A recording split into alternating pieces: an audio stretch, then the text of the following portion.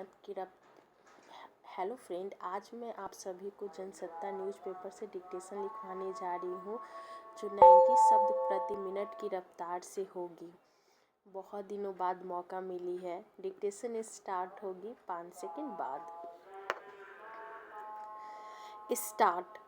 Australia में Sydney के बोंडे समुद्र तट पर आतंकी हमले से फिर यही साबित हुआ है कि वैश्विक स्तर पर तमाम आतंकरोधी कवायदों के बावजूद अब भी इस समस्या से पार पाना एक बड़ी चुनौती है।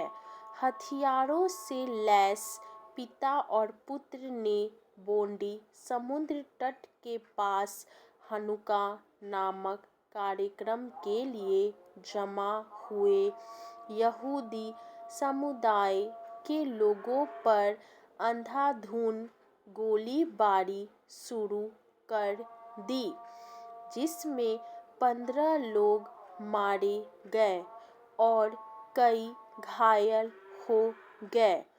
पुलिस के वहां पहुंचने पर हुई मुठभेड़ में एक हमलावर मारा गया और दूसरा घायल अवस्था में गिरफ्तार किया गया।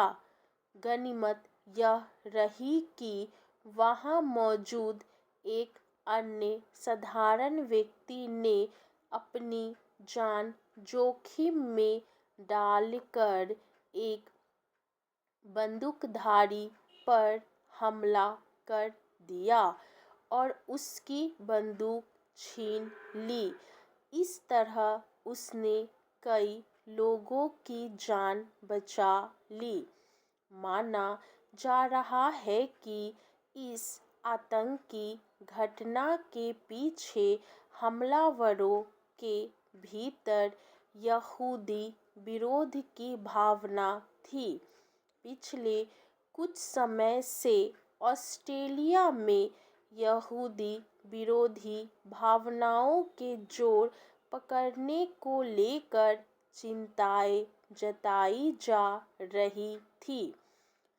गौरतलब है कि विश्व भर में आतंकी वारदात की प्रकृति में बदलाव आया है और आतंकियों के भीतर आम नागरिकों को निशाना बनाने की प्रवृत्ति बढ़ी है।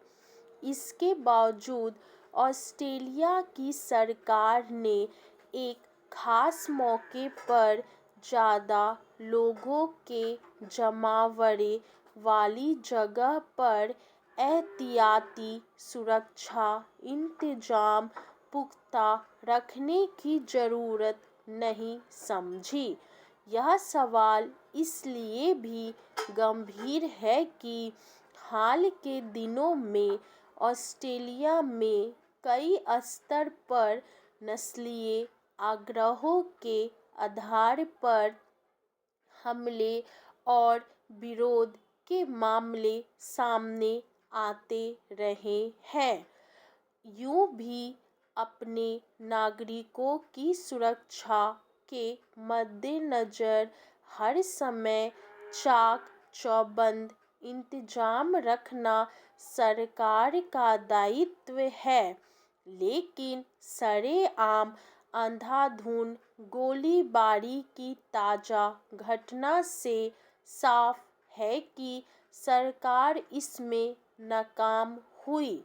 हालांकि अंतर्राष्ट्रीय स्तर पर इस हमले की निंदा हुई है और ऑस्ट्रेलिया की सरकार से लेकर मुस्लिम अरब देशों की ओर से भी आतंकवाद और हिंसा के सभी रूपों को खारिज किया गया है। मगर यह भी सच है कि अंतर्राष्ट्रीय स्तर पर आलोचना और विरोध के बावजूद किसी समुदाय से नफरत की भावना में डूबे लोगों को रोक पाना एक मुश्किल चुनौती है। स्टॉप।